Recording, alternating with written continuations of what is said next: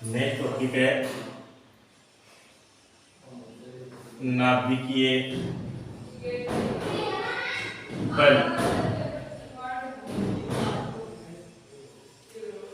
नाभिकीय बल है ये नाभिक के अंदर लगता है, यानी कि न्यूक्लियनों को बांधे हुए रखता है। न्यूक्लियनों को बांधे रखता है, तो न्यूक्लियनों को बांधे रखने वाला बल नाभिकीय बल कहलाता है। ये बल प्रकृति का सबसे प्रबल बल होता है, सबसे प्रबल बल होता है। ये बल आकर्षण प्रकृति का होता है। कौन सी प्रकृति का होता है? आकर्षण प्रकृति का। ये बल है वो नाभिक के अंदर लगता है, यानी कि बहुत ही कम परास 10⁻⁻15 मीटर कोटि के लिए ही लागू होता है, यानी कि 10⁻⁻15 मीटर कोटि की परास के अंदर ही नाभिकीय बल कार्य करता है। यह बल आवेश का परिमाण व प्रकृति पर निर्भर नहीं करता,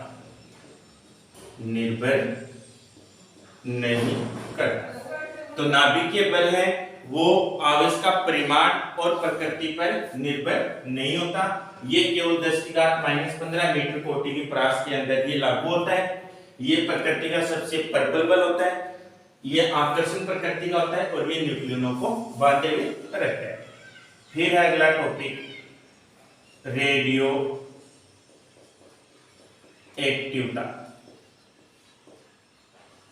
रेडियो एक्टिवता इसकी खोज A.H. बेकेरल ने की। रेडियो एक्टिवता की खोज किसने की? A.H. बेकेरल ने। क्या कहा कि ये है ये नाभिक के अंदर की घटना है, यानी नाभिकीय परिघटना है। कौन सी घटना है? नाभिकीय परिघटना। इसके अंदर अस्थायी नाभिक सहित होते हैं,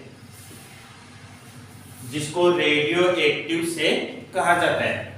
तो नाभिक के अंदर की होने वाली अनहोनी घटना को रेडियो एक्टिवता कहते हैं। इसके अंदर अस्थायी नाभिकों का विखंडन होता है, सहित होते हैं, इसलिए इसको रेडियो एक्टिव से भी कहते हैं। रेडियो एक्टिव से है वो 3 प्रकार से होता है। रेडियो एक्टिव से 3 प्रकार से होता है। पहला अल्फा से, दूसरा बीटा से और तीसरा गामा से। तो 3 प्रकार से रेडियो एक्टिव से होता है। अल्फा से के अंदर द्विआयनिक यानी 2He4 द्विआयनिक हीलियम परमाणु उत्सर्जित होते हैं और बीटा से में पॉजिट्रॉन और इलेक्ट्रॉन उत्सर्जित होते हैं। पॉजिट्रॉन और इलेक्ट्रॉन। और गामा से में उच्च ऊर्जा के फोटोन उत्सर्जित होते हैं। तो रेडियो एक्टिव से 3 प्रकार का होता है, जिसमें पहला अल्फा से होता है, दूसरा बीटा से, तीसरा गामा से। अल्फा से में द्विआयनिक हीलियम परमाणु होते हैं, उत्सर्जित होते हैं। बीटा से में पॉजिट्रॉन और इलेक्ट्रॉन उत्सर्जित होते हैं और गामा से में उच्च ऊर्जा के फोटोन उत्सर्जित होते हैं। जब अल्फा से होता है तो होता क्या है? द्रव्यमान संख्या में 4 की कमी और परमाणु क्रमांक में 2 की कमी। तो जब अल्फा से होता है तब द्रव्यमान संख्या में तो 4 की कमी आती है और परमाणु क्रमांक में 2 की कमी आती है। बीटा से होने पर द्रव्यमान संख्या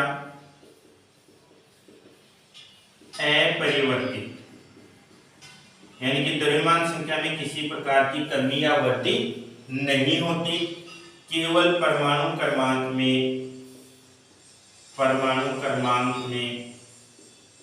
1 की कमी व वृद्धि होती है। यानी बीटा से होने पर परमाणु क्रमांक में परिवर्तन होता है, जिसमें एक की कमी होती है या फिर एक की वृद्धि होती है।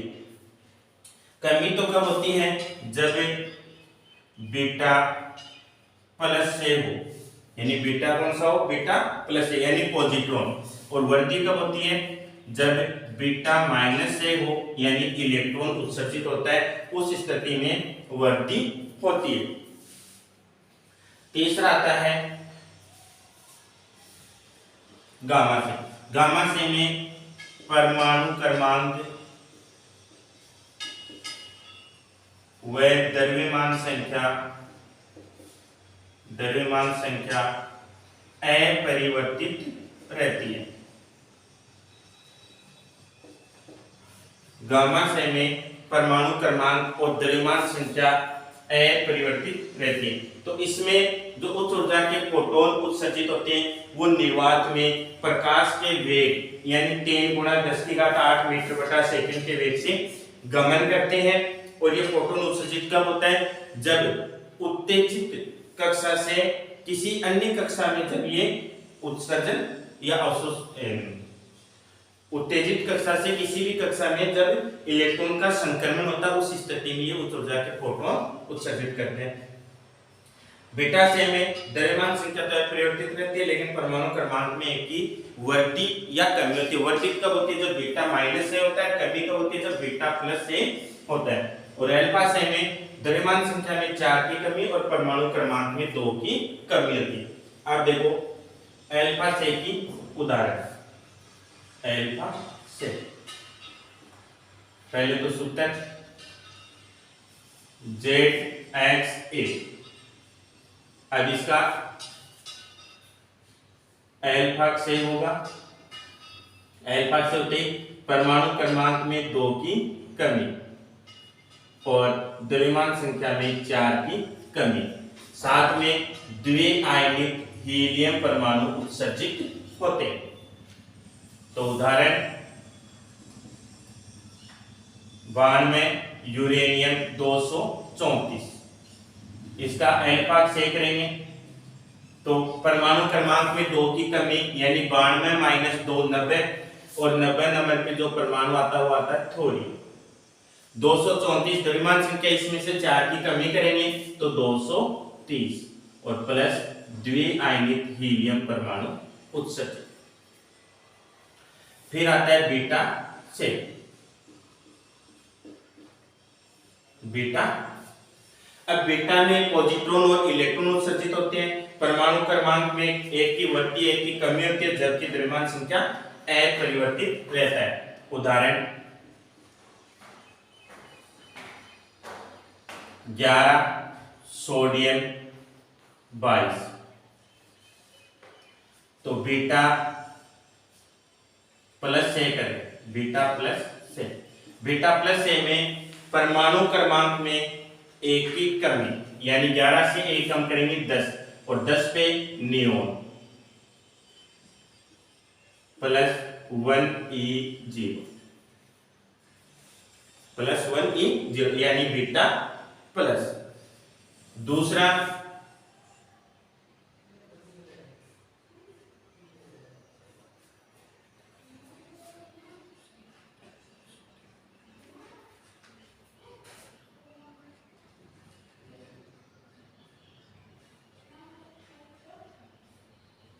16 फास्फोरस 32, या फिर इसका ही कर देते हैं 10 नियोन 22, 10 नियोन 22। बीटा माइनस से करना है।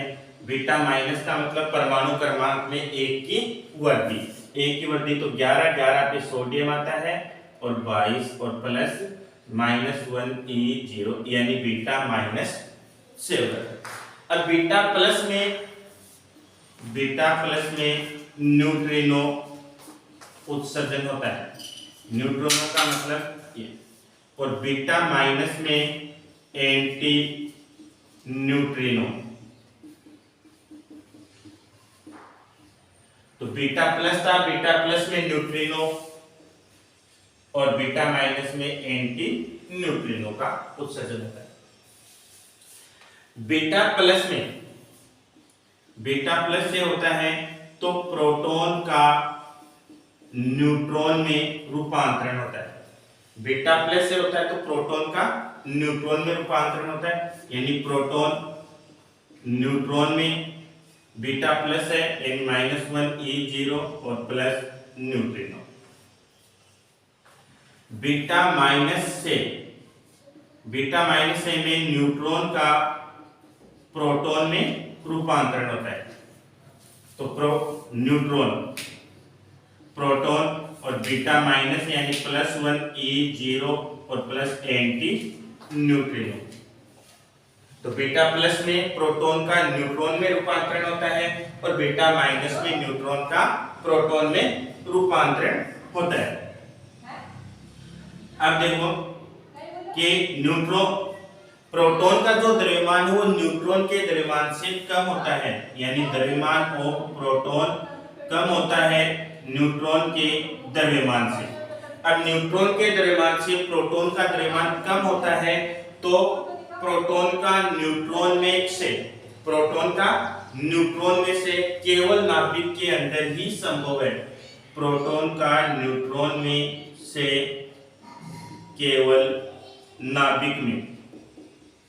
नाभिक के अंदर, जबकि न्यूट्रॉन का द्रव्यमान प्रोटॉन के द्रव्यमान से अधिक है, इसलिए न्यूट्रॉन का प्रोटॉन में से मुक्त अवस्था में भी संभव है।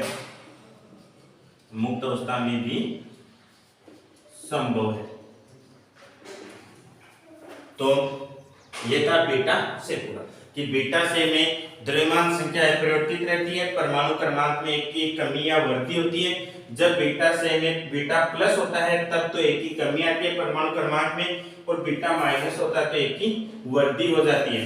तो 11 सोडियम 22 का बीटा प्लस करना है तो परमाणु क्रमांक में एक की कमी करती 10 बढ़ गया 10 नियॉन 22 और बीटा यानी माइनस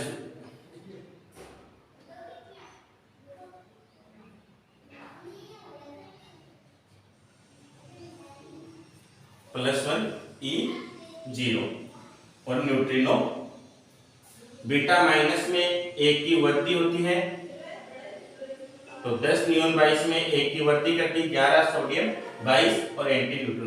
बीटा प्लस होता है तो न्यूट्रिनो उत्सर्जित होता है, बीटा माइनस होता है तो एंटी न्यूट्रिनो उत्सर्जित होता है। बीटा प्लस में प्रोटॉन, जब बीटा से होता है तब प्रोटॉन का न्यूट्रॉन में रूपांतरण होता है, यानी प्रोटॉन बराबर beta plus neutron plus -1 E0 plus neutrino. और जब बीटा माइनस से होता है तब न्यूट्रॉन का प्रोटॉन में रूपांतरण होता है। प्रोटॉन का द्रव्यमान है वो न्यूट्रॉन के द्रव्यमान से कम होता है, इसलिए प्रोटॉन का न्यूट्रॉन में से केवल नाभिक के अंदर ही हो पाता है, जबकि न्यूट्रॉन का द्रव्यमान प्रोटॉन के द्रव्यमान से अधिक होता है, इसलिए इसका से है वो मुक्त अवस्था में भी हो जाता है। फिर आता है रेडियो एक्टिव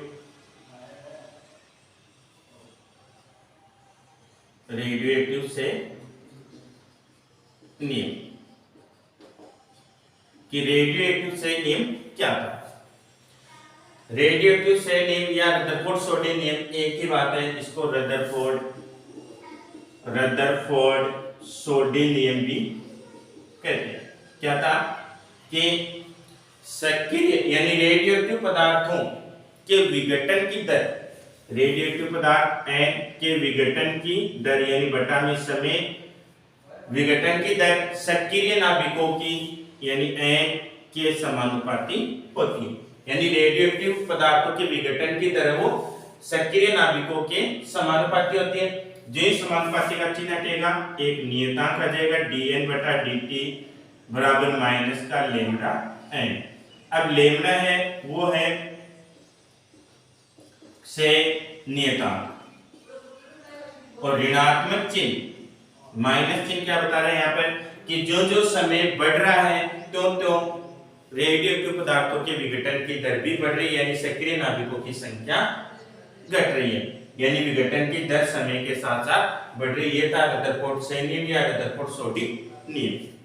फिर आगे देखो, माना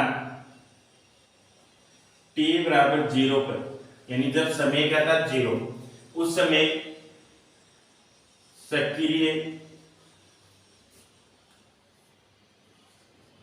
नाभिकों की संख्या n0, और जब समय t था तब सक्रिय नाभिकों की संख्या n, यानी कि जब t बराबर क्या था 0, उस समय सक्रिय नाभिकों की संख्या n0 थी प्रारंभ में, और जब समय कुछ बढ़ा तब सक्रिय नाभिकों की संख्या n। अतः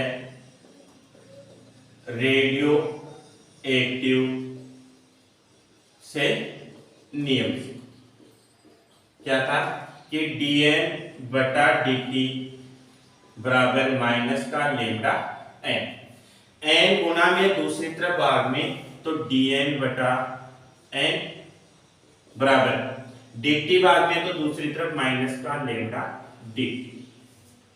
समाकलन करने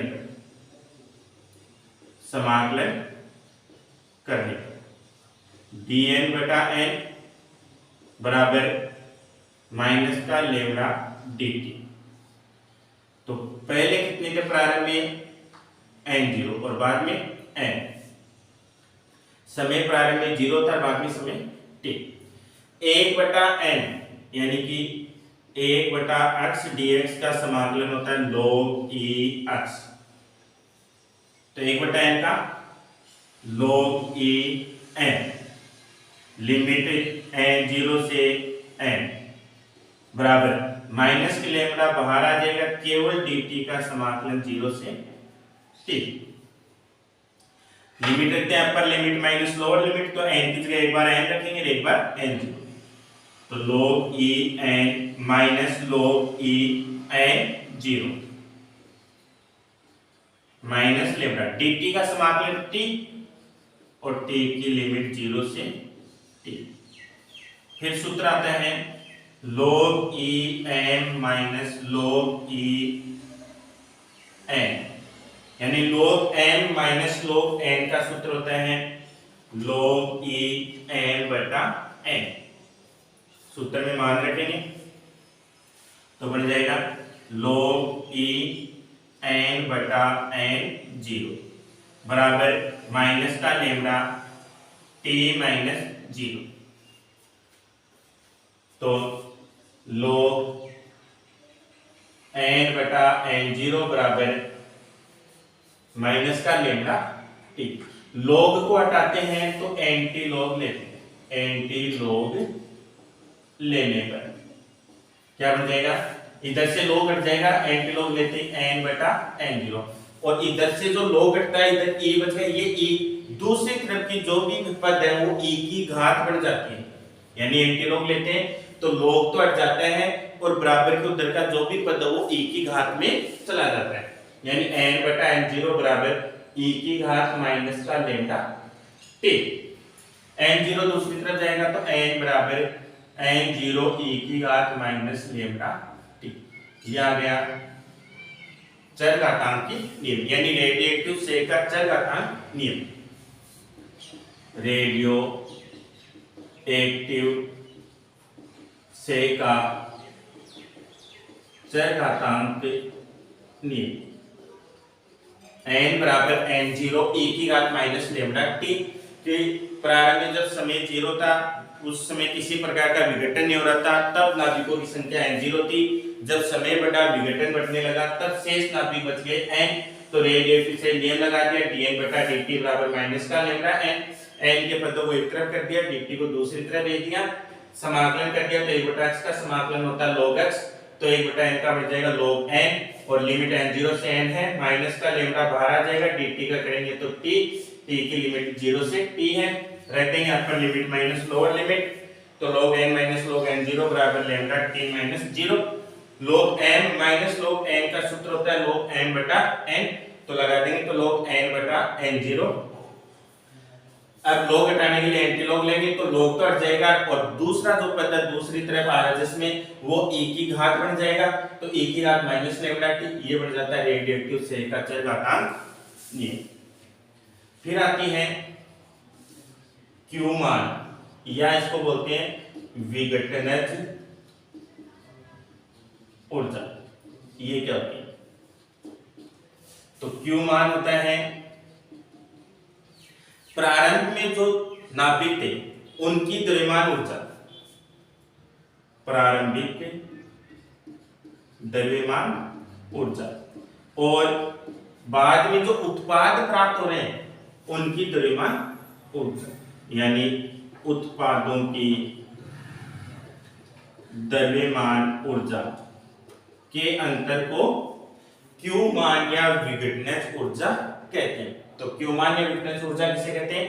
कि प्रारंभिक नाभिकों की द्रव्यमान ऊर्जा तथा बाद में प्राप्त यानी विखंडन के बाद उत्पाद बनते हैं उनकी द्रव्यमान ऊर्जा के अंतर को q मान या विघटनज ऊर्जा कहते हैं।